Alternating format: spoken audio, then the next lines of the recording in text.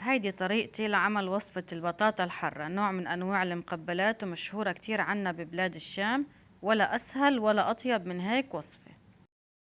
قطعت البطاطا مربعات وعم بقليها لتستوي عندي وتشقر بالزيت.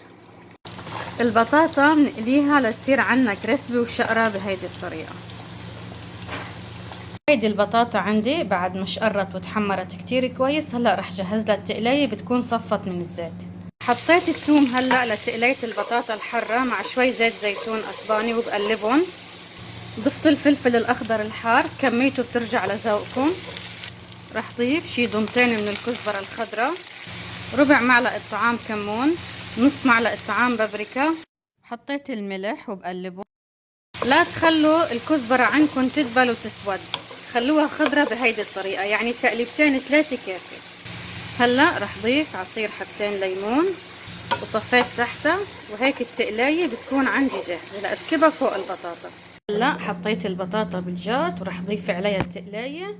بستنى شوي وبقلبهم. وهيدي البطاطا بعد ما خلطتها كتير كويس مع التقلاية صارت عندي جاهزة لحطها بصحن التقديم وبتتقدم.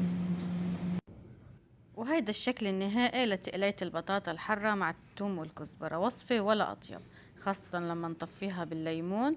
بحب أكلها مع خضرة تغميس بالخبز، بالنسبة لإلي أطيب طبخة عندي. من المقبلات السخنة اللي بتتقدم بكتير أماكن عنا ببلاد الشام، ومعروف كتير عنا ببلادنا كمان. عملت على جنب اللوبيا العريضة بالزيت والنقانق بدبس الرمان، والمقبلات المتنوعة اللي كانت الحمص مع الشمندر مع المانجا مع الكيوي مع الأفكار تبل الفلفل. صحن خضرة جانبي دايما بيكون مرافق سفرتي وبيزينها. ولا أطيب من هيك غدا بالنسبة إلنا، تغميس بالخبز.